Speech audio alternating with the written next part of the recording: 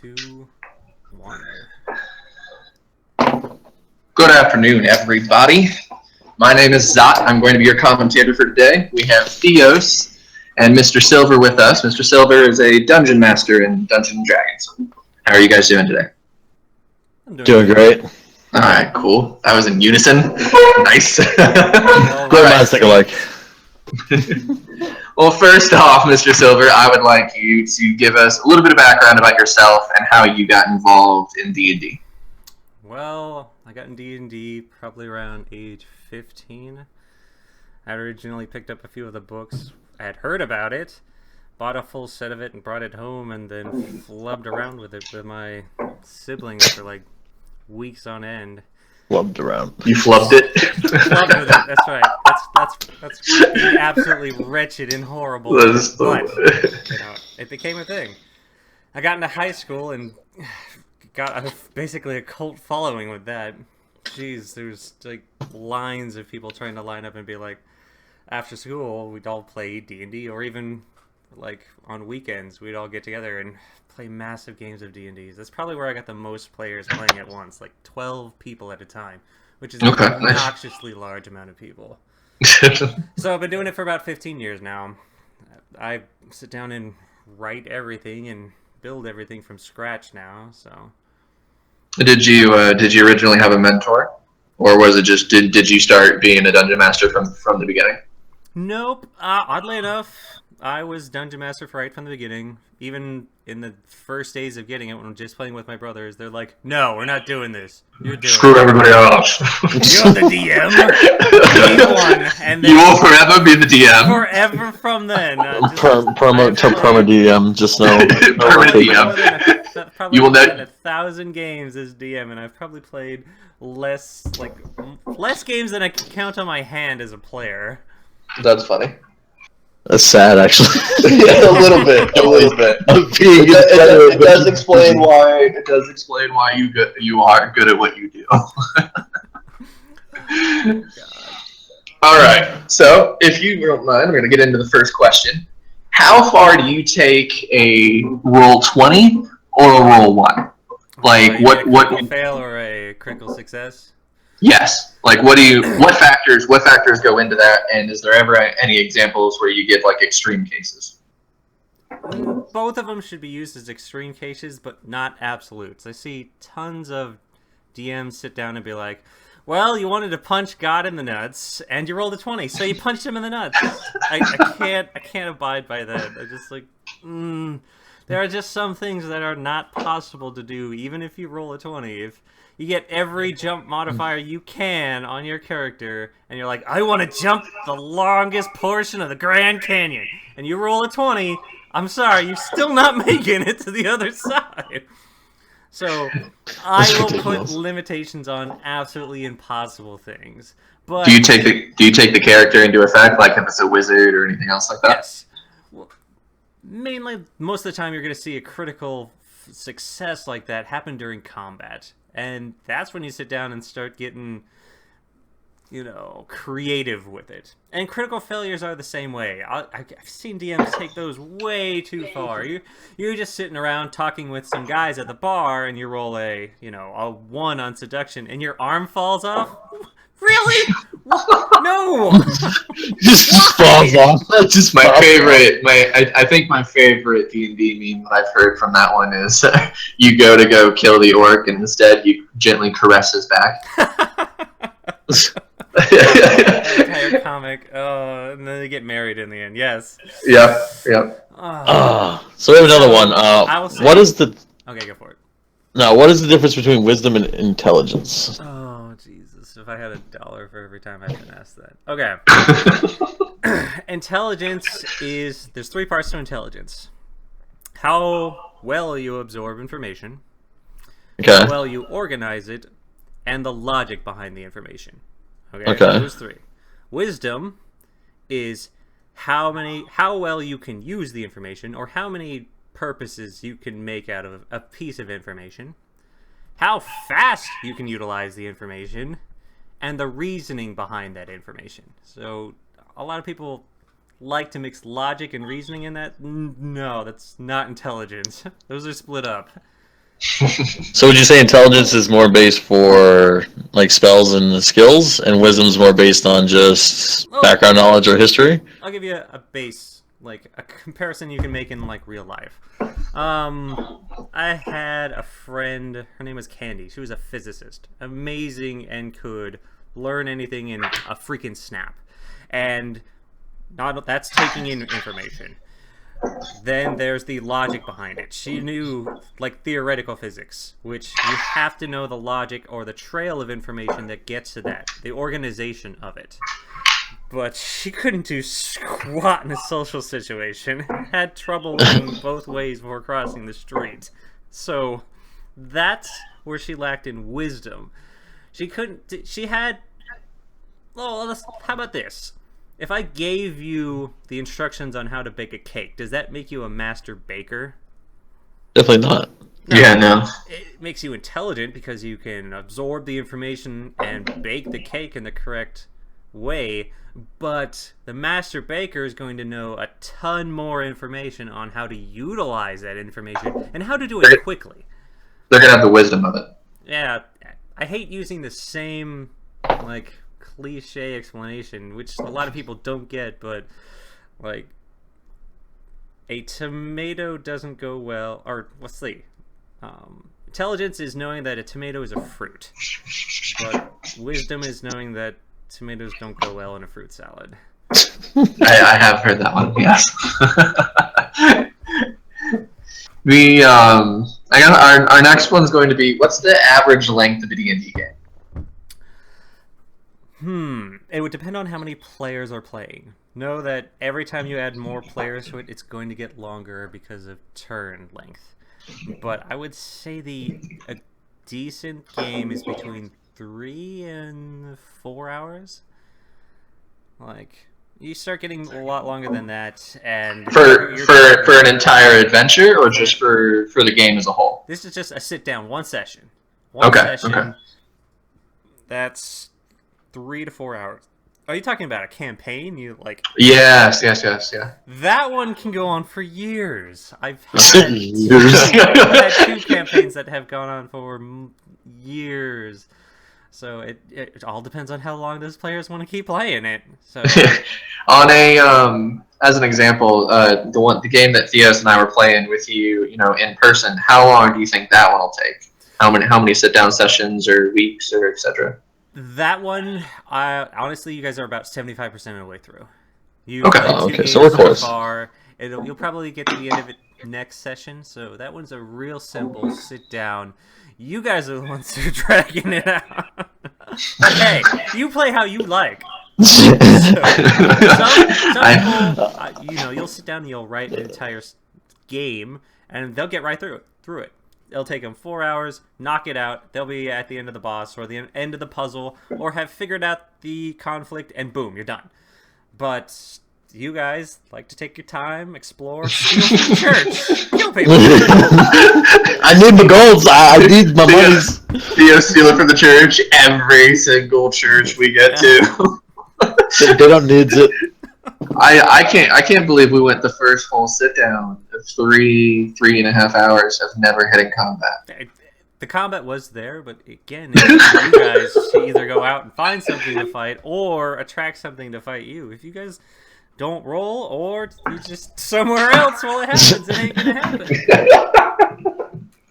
happen. Speaking of combat, why don't you give experience for combat in your games? Okay, because that would encourage everyone just to go out and kill everything. I don't like using that system because then it encourages you guys to rack up a body count. It's like World of Warcraft, like going out and just killing a bunch of shit to get experience. Right.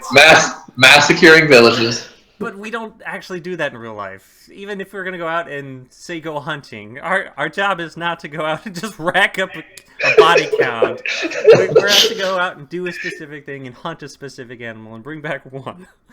So you're saying you want there to be skill as in, like, shooting down the deer, not burning down the forest? Right. You guys can incorporate things like tactics into it. knowing that Okay. a retreat doesn't necessarily mean you're going to completely fail just because you haven't killed every single guy. And just because one of your enemies ran away and made it away, you're all like, no, we lost out on that 50 experience. I'm like, no, you got it all. You defeated them. That was your job there. It wasn't to kill them all. Okay. Do you deal with situations like the forest fire? How do you handle derailing of the story? Oh, oddly enough, that was not derailing of the story, but derailing of the story is a touchy subject. Like, if it's blatant derailing, as in a player has sat down, looked at it, and they're like, "No, I defy your story. I'm gonna go over there and do something completely unregulated and disregarding of this." Then, if at that point, even I'll sit down and be like, if someone does that over and over and over, I'll stop them and I'll be like, "Whoa, come on, guys! I mean, you're here to accomplish something, and you're over there playing with spiders." Just like little ones in the corner. You're trying to play dice with them. They can't do that. Come on. But there'll always be a certain amount of derailing because the players don't know where their future completely holds and they want to explore. So you need to be able to allow a bit of leeway for that. That always needs to be necessary. But if it's blatant derailing, like the player knows it, not the character, the player knows it, yeah, I'll stop everything and be like, "Whoa, come on." Well, would you say that you would fudge the dice to put them back on track? No, okay. Well, let's go over fudging on the dice. No. Okay. A lot of DMs like to fudge the dice, which that's typically, since they can't see your rolls, you can technically tell them anything you want for the roll to be. So 20s every day. Yeah, 20. I personally will only, this is just my rule, I will only ever fudge the dice in the player's favor. I will never do it so that it puts them at a disadvantage. So say if I really like one of the NPCs, no matter what, I'm not going to give him that little extra nudge just to survive. That's not for them. But if it's a situation that would enhance it for the players, then I will fudge the dice in their favor. That's the only time I fudge dice. And if every DM could do that, you'll find that players are significantly less like the game is out to kill them. Mm-hmm. Makes them want to come back. Oh yeah, absolutely. So, starting off as a wizard, Theos hated me because I rolled like 3s and 1s and 2s. A wizard that couldn't get the broadside of the barn. Well, I can't fudge your dice. They're out on the table. Anyway, can you give me some freaking examples for prestidigitation? Oh, okay. Because I have no clue when to use that freaking spell. Prestidigitation. It can alter small things. It can make a sound. Say if you're talking to somebody and you want to distract them just enough to get them to turn around, like a bartender, and there's like a coin on the table and you want it. You can make a small clink of the glasses behind them, like if they crack together. And then it'll depend whether or not he's just like, whoa, was that glass? He'll turn around, take a look, and hopefully in that time you've taken the gold coin. You could also duplicate a small object, like a coin. You could do a very simplistic magic trick of turning one coin into 2. You probably couldn't go very further than that, but that's it. Oh, also, if you just wanted to play pranks and be like, there's an orc over there sitting next to me, and then you just be like, put some fart smell into the room, and everyone's like, oh god, and they're like, it was the orc. There's another use of it. So if I was trying to like bribe a bandit with an entire bag of gold, that wouldn't work. No, that's like too much. You'd need some form of transmutation or alchemy to do an entire bag of gold. But if you could trick them with, say, like you had a bag of copper. You had a bag of copper coins, and you reach in and you prestidigitize one of them into a gold coin and pull it up, and you'd be like, I got a bag of gold here for that sword, and then you put it back. That's something you could do. Prestidigitation is all about the use. and it's for flair, it's for flavor, it's more for the RP aspect than super utilization. But if you're good with it, you can utilize it in some very unique ways. Okay. So, what would make a difference between like a good DM and a great DM then? Oh, okay. I would say the threshold probably starts where between a good DM and a great DM is a good DM has all of the skills and allocation of a great DM, but a great DM has their own content. Even if it's you're taking an adventure from somewhere else, from the official D&D, and you're adding your own to it. You're altering it to some of the challenges are your own. You put in one of your own puzzles in there. You change the monsters to be equally as strong, but of a different type. Basically, what separates a good DM from a great DM is when you start incorporating your own content into everything. And eventually you get to the point where you won't even go out and pick up a adventure from off the shelves anymore. You want to sit down and make all of the content because it's completely new to each and every single one of your players, and it's, I don't know, it's something that you've created. You could feel special about that. How many games do you think you've created thus far over your 15 years? Oh, wow. I stopped using, like, handouts probably 10 years ago. So, oh, Jesus. That's too many to count. I now just, it's religious now at this point. No matter what I run, it's all self-made. Over a few hundred? Over Does it depend on the story, or like the amount of time it takes, or what? What's that? Yeah, how long does it normally take you to come up with a 3-hour sit down of a plot and everything else? Probably the equal amount for playing. So I would have to sit down for a minimum 3 hours before the game at some point and sit down and put everything together, which is interesting because the way I design something, there are probably about minimum 3 ways to solve it. So let's just say, for an example, a puzzle. Okay, you and your players come up against a puzzle. I will incorporate 3 different ways to solve a puzzle. But usually you guys find reason number 4 or somehow, someway that I did not plan to solve that damn puzzle, and you get it. You're like, no, I want option number Z. I want to make my own fucking options. Yes. So it takes at least equal amount of time to sit down, and for some people it takes a lot more than that. But for me, if I write too much ahead, you guys will, of course, players are the ones who should choose the direction of the game, not the DM. Yeah. I do not choose what direction you guys are going to take. So if you guys come into conflict with a villain, and have had this one before, and you're just like, I like that villain, let's join him. I'm like, okay, now I have to rewrite a lot of stuff. Again, this has happened. How in situations like that, like what are you pretty good on the fly? And if you are, and like obviously you are, but like how long did that skill take to master? That one took me about 10 years. I couldn't have sat down and just rewrite on the fly, and that takes sitting down and writing something over and over and over again in the first place to be able to sit down and change it as quickly as you guys walking up to a villain and being like, I want to be on the bad guy team now. Let's do that. That guy sounds cool. And I'm just like, total derailing of the story there. Vikings? Exactly. You mean we get to pillage?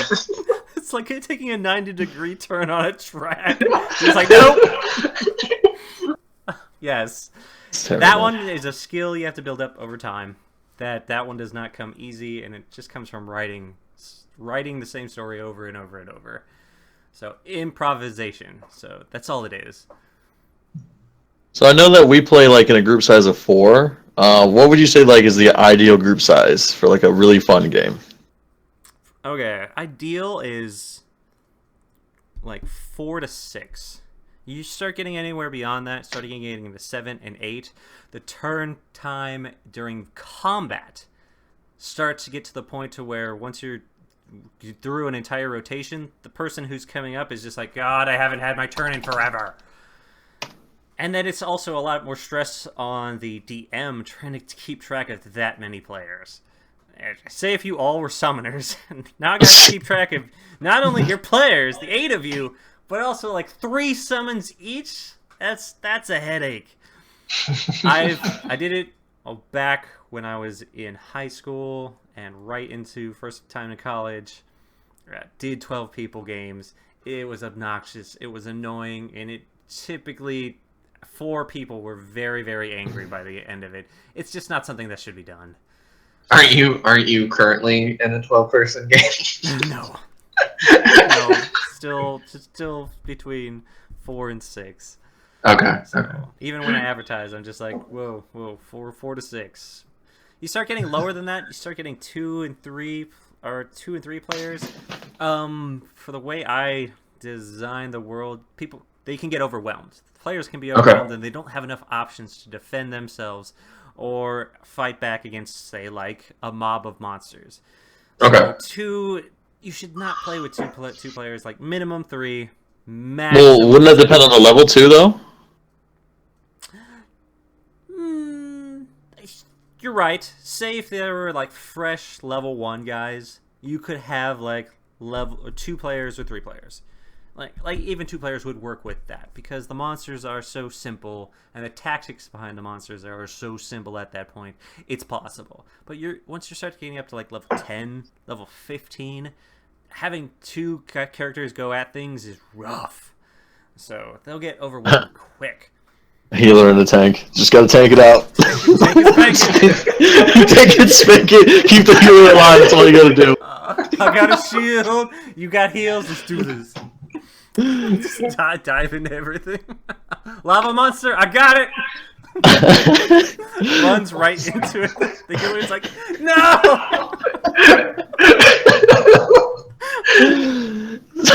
So there's been some talk about the difference between a DM and a GM, and we're all wondering this question. What do you feed your GIMP?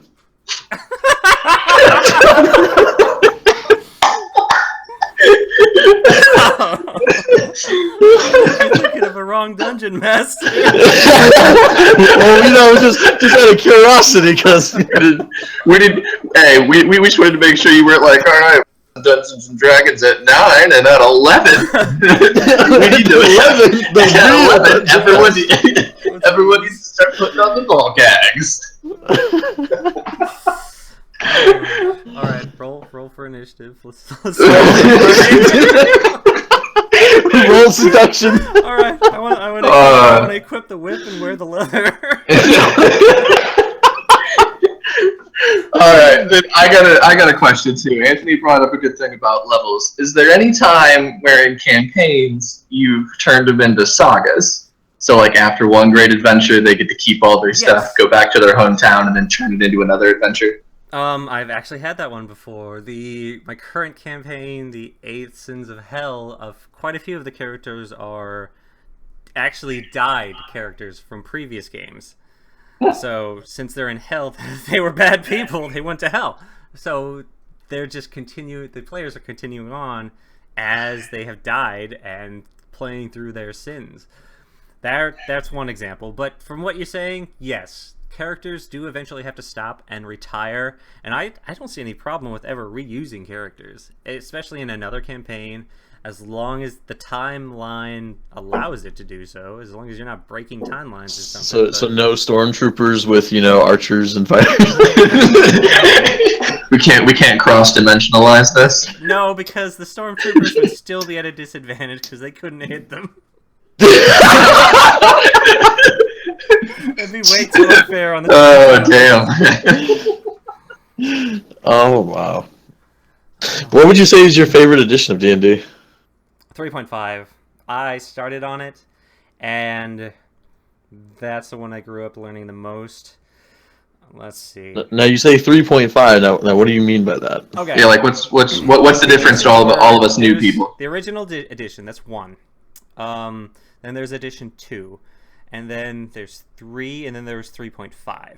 Okay, I barely touched 3, so I don't know too much about it. But everyone that has talked to me or explained it to me, when you get farther back from 3.5, everything just started getting so much more complicated.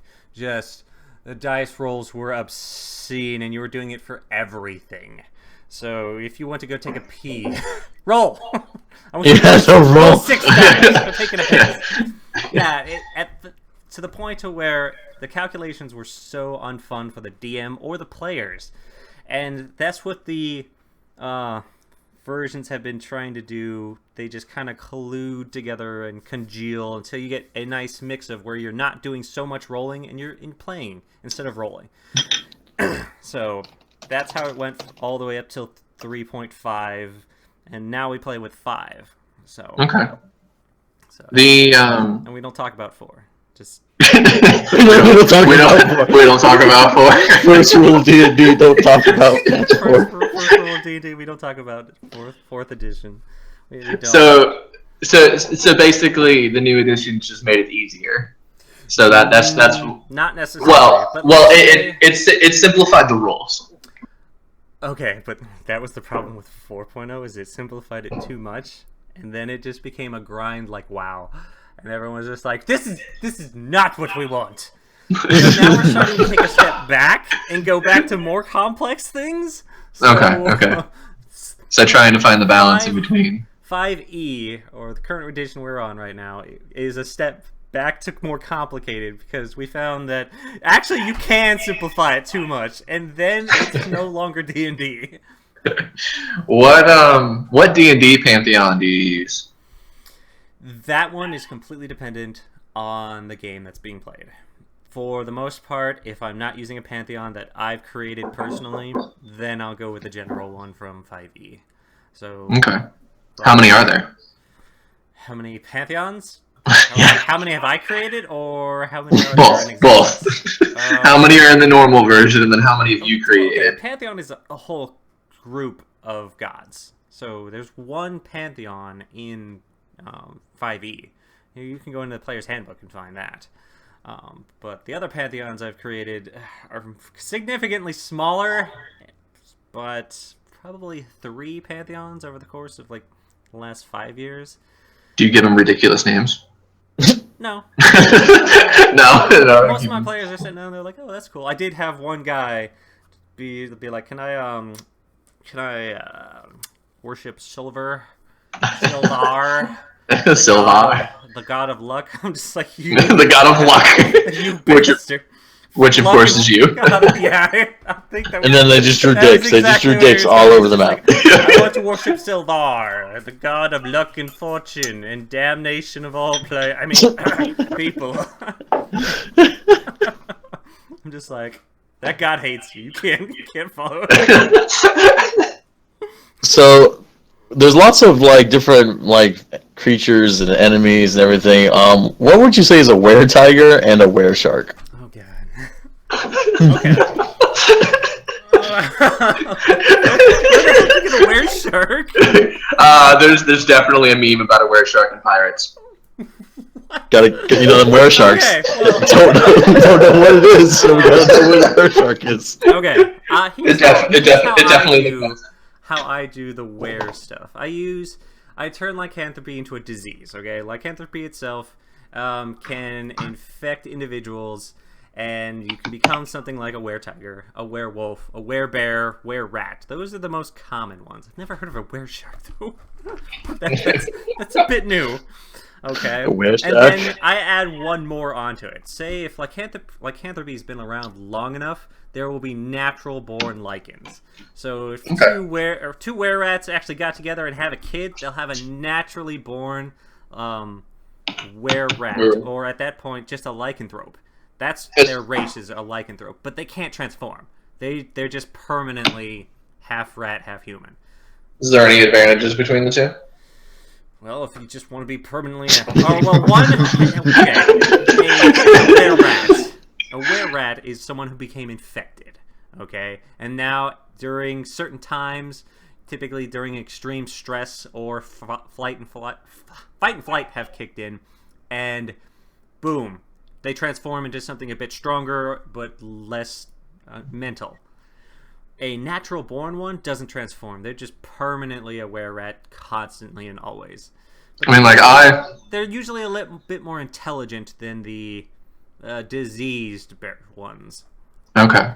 I mean, like, I think as a were-tiger, I would look awesome in a tuxedo. But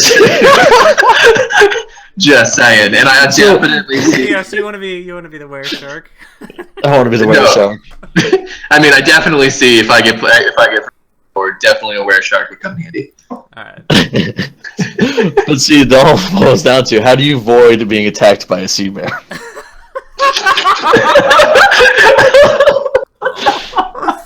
Oh god! You have to carry a hula hoop with you everywhere. Just everywhere, just constantly, just drop it. If you're going inside the woods, bring a hula hoop. If you want to protect yourself from demons, put salt in it. The really important question is: do they have sea werebears? Sea werebears.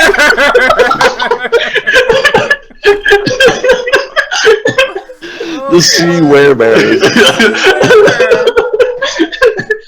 All right. Anyway, my name is Zot, and thank you for coming on. Obviously, for our podcast, we're going to try to start doing this a little more with Mr. Silver. You're welcome, sea and Theos as our guest host for thank you for questions having from me the audience today. It's a great time. Yeah. Right. So I would just like to close off with saying that we're going to try to start a new group called Chaotic Neutral. So you guys definitely come around and try to listen to some more and submit any questions that you might have that we can answer. All right. It was good talking to everybody, and we'll see you later.